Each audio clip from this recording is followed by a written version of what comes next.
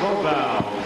And now let's meet the starters for your Barangay Ginebra Kings. At guard number 1, Mal David. At guard number 2, Verhel Meneses. At center number 18, Wilmer Ong. Welcome back to the Cuneta Astrodome. Anthony Sintar here with the Dr. Andy Howe in the house para sa laban ng Barangay Ginebra Kings and the talk and text phone pals. There on your screens, of course, Mark Jones, the import of the Barangay Ginebra Kings. Lipat naman tayo doon sa kabilang panig. Number 9, Jerome Ejercito. Starting out for them is Jerome Ejercito. Guard number 33, Victor Pablo. Playing the two position, Victor Pablo. Taulava. Man in the middle, Asi Taulava. Norman Gonzalez.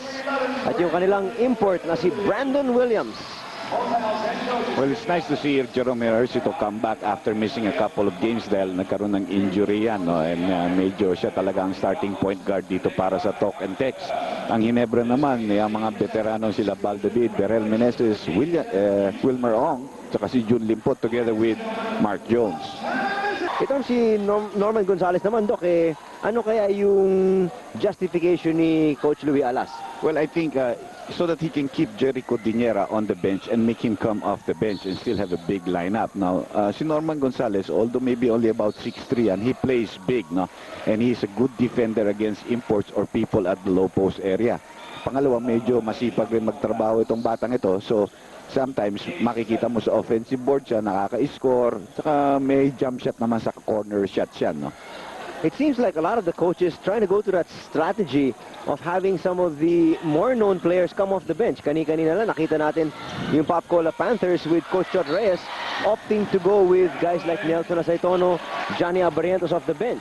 Well, Johnny Abarientos off the bench has been a key for him in the last few games because napapansin niya they don't really have a good backup point guard. So by using Jojo at the point, medyo napapahinga niya si Johnny and still maintain a pretty good inside player a veteran player that has a good outside shot. Brandon Williams, his first shot will not go. Wala pa rin pong pumupunto sa laro to. Mark Jones. That could be an offensive foul and they will call it. He was very clear on that play, Anthony, na si Mark Jones wanted to show up Brandon Williams. You could see the stutter step before as he tried to take him one-on-one. Instead of using some quickness to get around him, natawagan siya ng offensive foul. Almost a minute gone dito po sa ating first quarter. And still no score.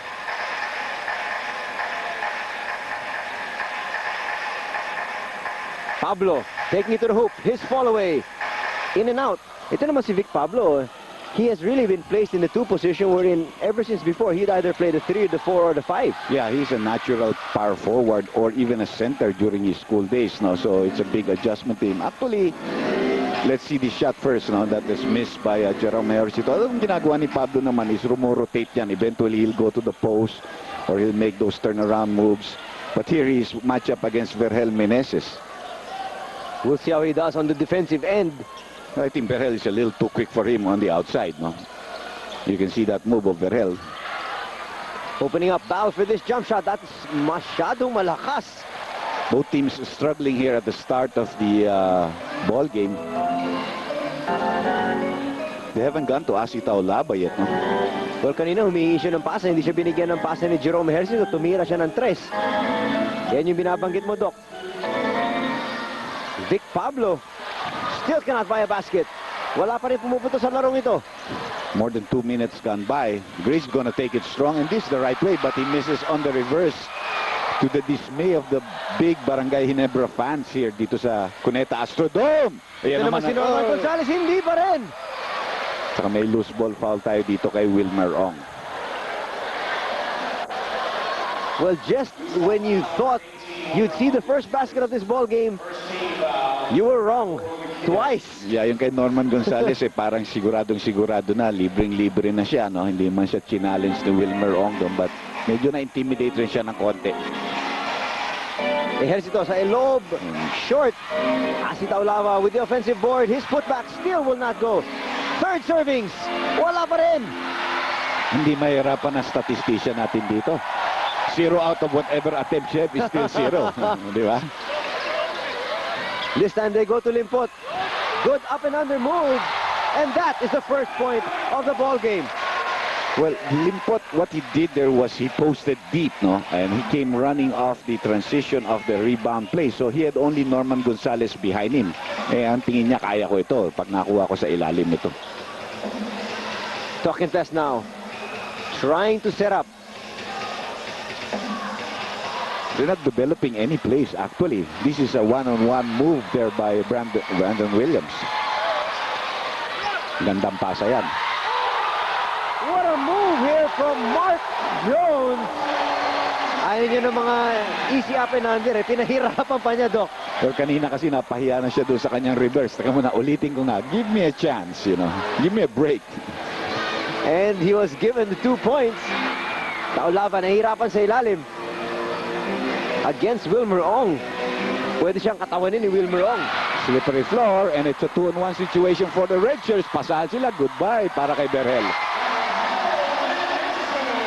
Early timeout here called by the Talk and Text phone pals. Ginebra San Miguel up to a 6-0 lead.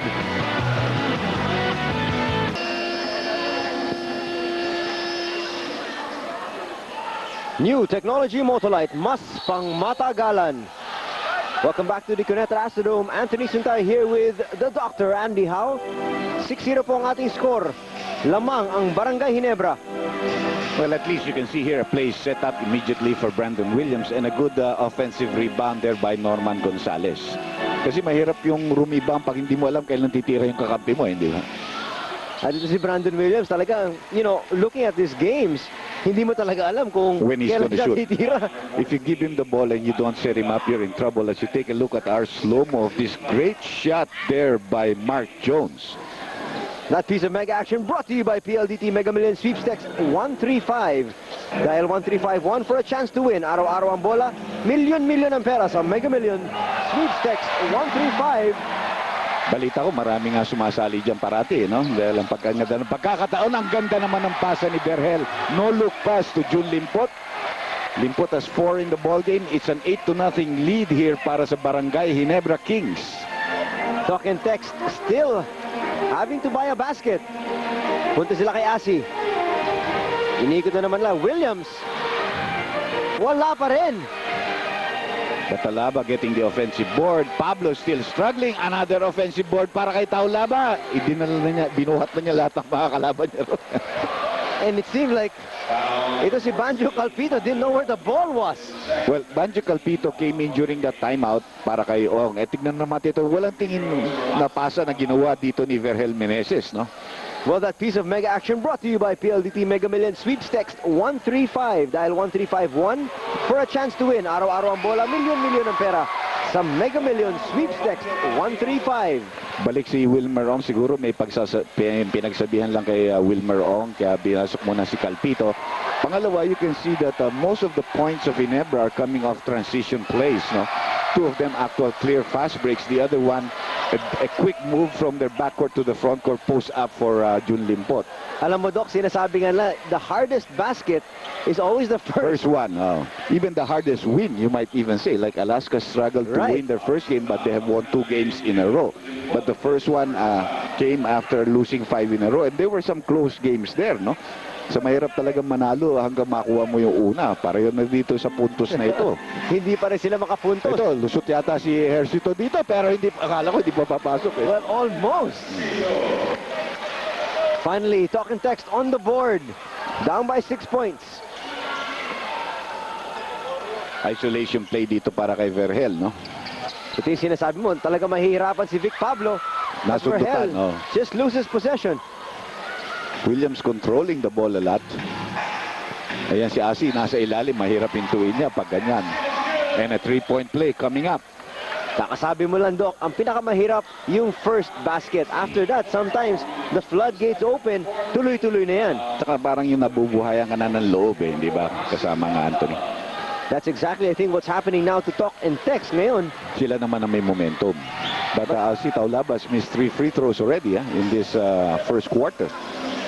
And that's surprising because he's really worked on his shooting. They tried to go back door, pero inaccurate pass by Meneses to Mark Jones. Ito si Wilmer Ong, papalitan ka agad dito. Si Piodo ang papasok dito. Matagal na natin hindi nakikita ito si Piodo, whom they drafted this year. Showed some good signs doon sa All-Filipino, lalo na doon sa mga pre-season games nila. It's about 6'4", maybe 6'4 and a half. Pero inexperienced pa of the PBA's game.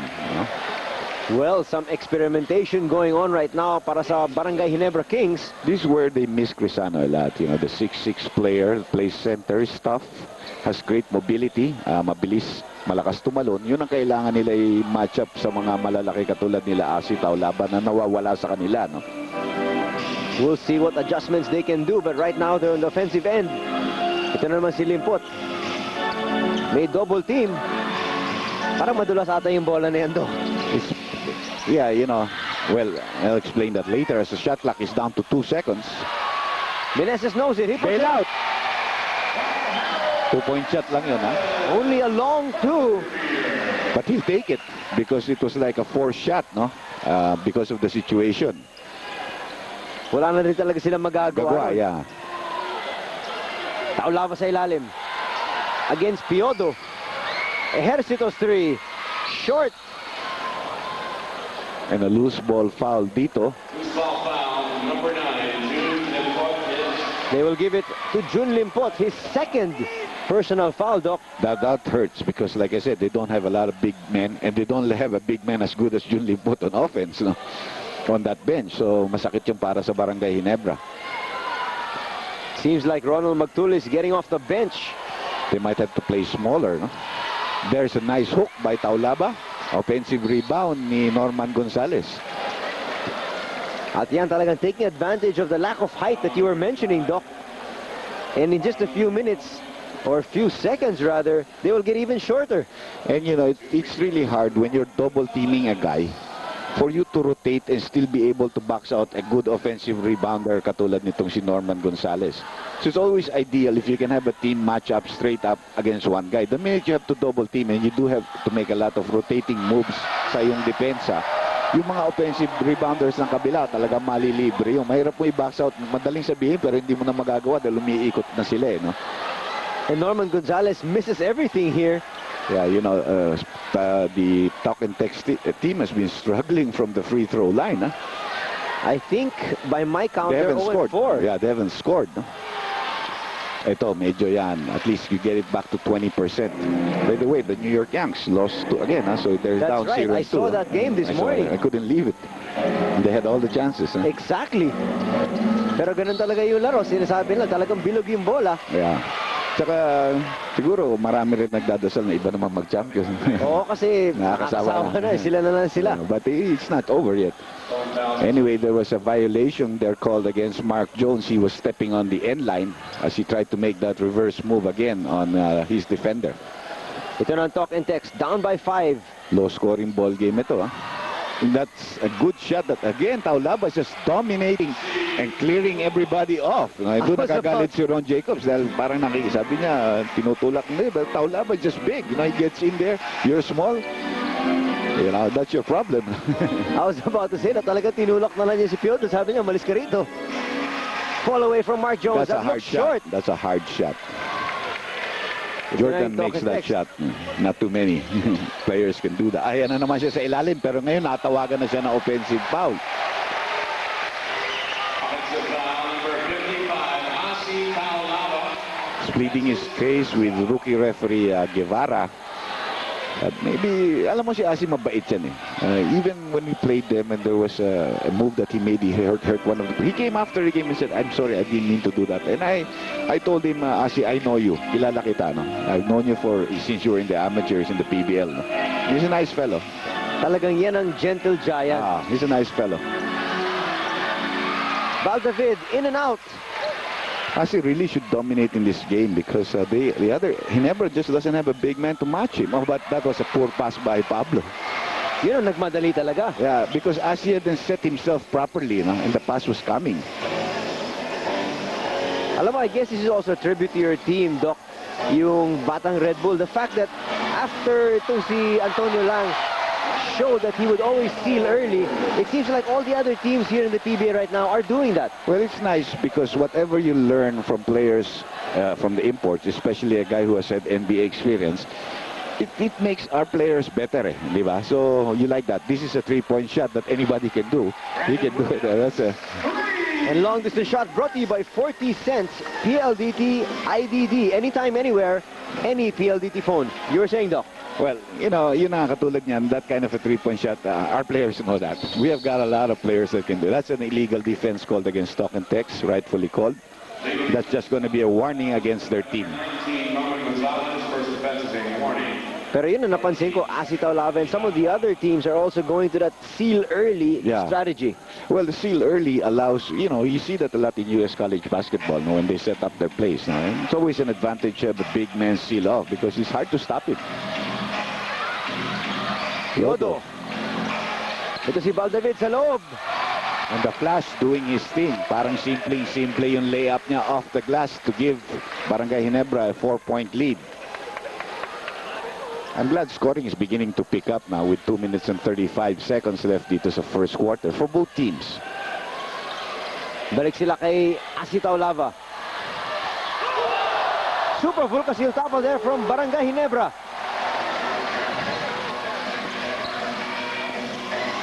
Meneses is showing his patience in this game. Ha? Hindi siya namimilit ng tira. Nice pass. Pero inabot ng 3 seconds si Jones. Sayang si Pioto. Nakadalawang puntos na sana ako. Nawalan pa, sabi niya gano'n. Well, we have a timeout on the floor. Ginebra San Miguel enjoying a 4-point lead. 2:14 remaining sa ating first quarter. Super Vulcasil topple here from Asi Taulava. Only 4 seconds on the shot clock. That's Camaso also in the ball game now here for Talk and Text. Ooh, nice move there by Jerome Hercito. At tabla na po tayo. About 70 seconds left dito sa ating first quarter. Isolation play dito para kay Mark Agiwa. Well, now we have the two blonde bombers. That's short. Well, that was a super Vulcasil topple if you ask me kasi talaga nakuha ni Asi Taulava yun. Medyo natapik niya yun, no? Ooh, that's a nice matchup there for Taulava. Mukhang mahihirapan talaga yung Barangay Ginebra mag-match up kay Taulava because they just don't have anybody with his height and his size. But they will always double team to force him to give up the ball, no? And they'll take the outside shot of Talk and Text. Ito, 3-point shot ni Helterbrand. Gonna have a low-scoring first quarter. Ooh, this is long from downtown. And Jones will foul Brandon Williams, sending him to the line for 3. That was a 28-footer, no? If you give the guy a shot, if he makes it, sorry na lang. No? You challenge it, but you don't foul him. Yun ang sinasabi ni Coach Alan Caide because he turned away. A little surprised that Jones gave up a foul like that. Masakit yun. And Brandon Williams, a very good free throw shooter. Just like Askia Jones, hindi ba? Yung mga ibang ating mga imports dito. Brandon Williams only has 3 points. And he has taken a lot of shots. So, but to prove that everybody is human, he misses the first. Pero ito si Askia Jones, hindi pa ata nagmi-miss dito sa konferensya natin. I don't know. I was listening to Kinito once. By the way, happy birthday kasamang Kinito. Tomorrow, no? He was like a 91% free throw shooter. I don't know if that's the statistic at that time, but siguro baka isang miss. Very, because I think he's shooting about 95% from the line. So 1 or 2 misses at the most, no? And that's for a guy who also goes to the free throw line a lot, no? Hindi bali kung paminsan-minsan ka lang napapasyal yan. Okay lang di ba? You will not do too much damage. Correct. 16-14, 2-point lead dito para sa Talk and Text. Very close to a last shot time dito para sa Barangay Ginebra. But Talk and Text have a lot of fouls to give. They don't have a team foul on their scoreboard. So they can give up the foul to prevent this one-on-one play for Kagiwa. It seems like they're allowing Mark Kagiwa to break down this defense. That is a bad thing kasi I think nag-illegal defense. Foul yung foul. So yun, binigay na talaga niya yung foul. Well, katulad din sinabi mo, only the first team foul here for Talk and Text. They still have 4 to give, no? Of course, kung nasa ACOB shooting, bibigyan ng free throw shots yan. I want to deny. Okay, Helterbrand is the one isolated. Kagiwa is going to go. Nice pass. Oh, and a foul by Demape.